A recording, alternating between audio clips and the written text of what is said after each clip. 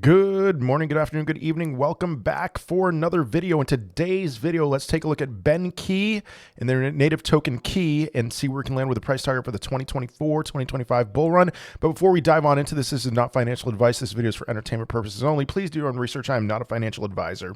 And while I appreciate that so many of you are hopping in here from all over the place, you've got to hit that subscribe button. I make price target videos every day. Try to go live as much as possible, just trying as much as possible to keep up with this rapidly evolving crypto space. Hit the subscribe button, turn on the notification button as well. But let's go ahead and dive on into this. I want to tell you up front, I really like this cryptocurrency. It is built on Avalanche, stake Avalanche and earn seamlessly using it with DeFi. Liquid staking, LS DeFi, that's a pretty new advancement in DeFi. A little bit of Pendle here with if you don't know, Pendle is my highest conviction play for this bull run. I'm very bullish on it. Benqi has a portion of that, a portion of Pendle, but then, markets, lend, borrow, and earn with crypto. So a little bit of Aave in here as well. $568 million locked in their ecosystem, equally distributed between LS DeFi and the markets. Pretty much that's about a tenth of where Pendle is. I tend to think of this cryptocurrency as a tenth of what Pendle is. Just FYI, spoiler alert. I got to tell you, people have been asking me a lot about this, and I like what I'm seeing here. Now, I'm not as much talking about fundamentals anymore, so let's just take a look at the numbers. This launched at a terrible time in 2021. It happened. It's about 60% in circulation right now, so we need to do some work with the tokenomics.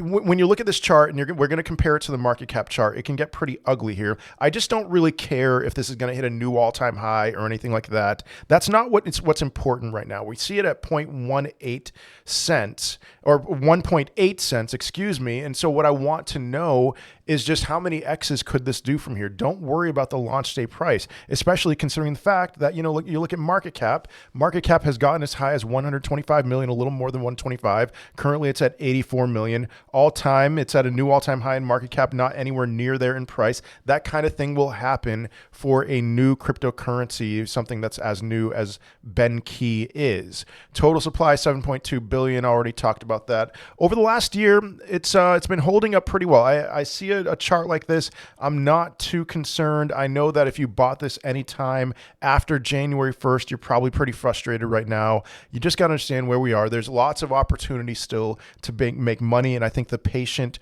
will be rewarded with this cryptocurrency. Number 490 in market cap, volume's pretty decent, not much to complain about. You can see with their circulating supply, you could just see a pretty typical, if you were to look at Bitcoin's historic circulating supply, you'd see something similar to this, just a little bit more advanced. As of right now, it looks like it's increasing by about 15 billion, 0.15 billion, 150 million a quarter.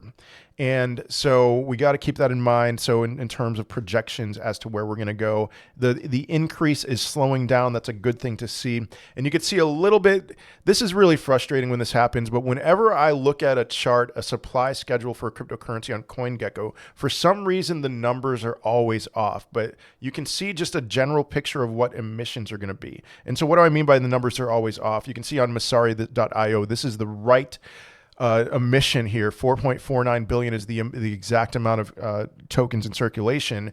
But then here's the projection from CoinGecko. There's something missing from here, but you can see it's just a steady climb. It's a steady climb from where we are now. And I like that a lot more than some of these newer cryptocurrencies that are very highly inflationary moving forward. It's not as terrible with Benqi, so it is what it is.